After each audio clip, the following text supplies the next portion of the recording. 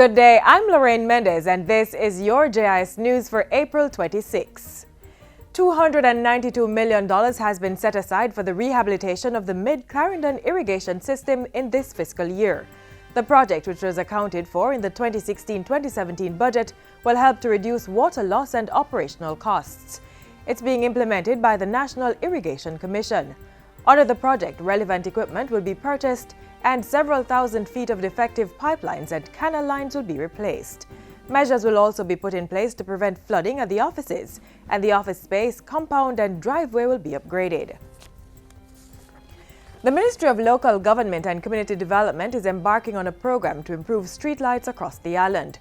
Portfolio Minister Desmond McKenzie recently held talks with the Jamaica Public Service Company and other stakeholders to address the issue.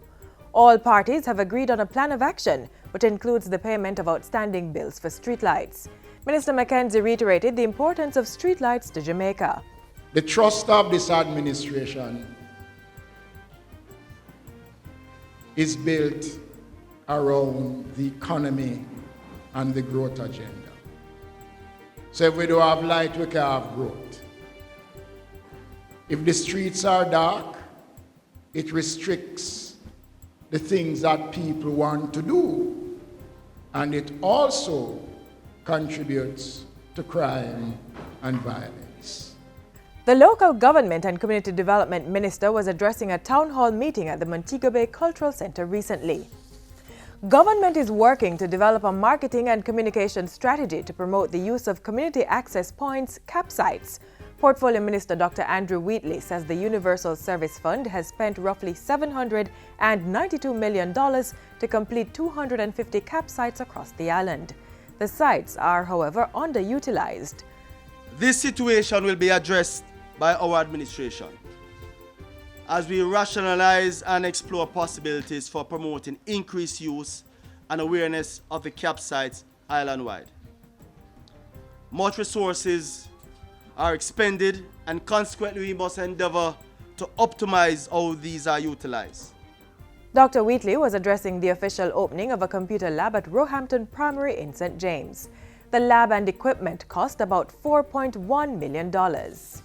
As part of plans to reduce overcrowding in penal institutions, the Department of Correctional Services DCS is continuing its program to reclassify inmates. State Minister responsible for the DCS, Senator Pernell Charles Jr., says the reclassification program will help to identify inmates who are low, medium, or high risk. It will do a number of things.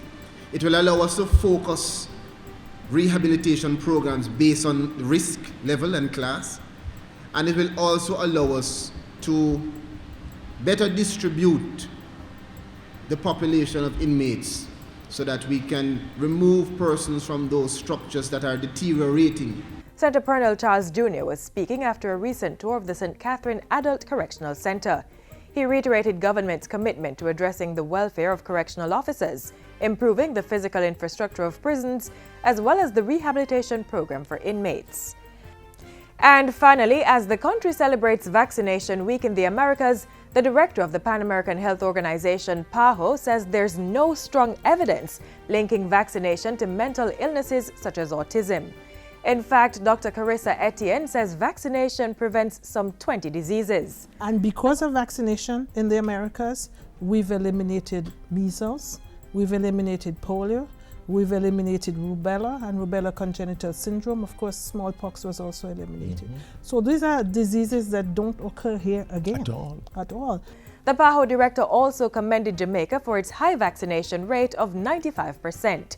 She was speaking during a special edition of JIS TV's Issues and Answers program to mark Vaccination Week in the Americas, which ends on April 30. The theme for the week is Go for the Gold, Get Vaccinated. The full interview can be seen tomorrow on this station during Jamaica Magazine. And that's it for JIS News today. I'm Lorraine Mendez. Thanks for watching.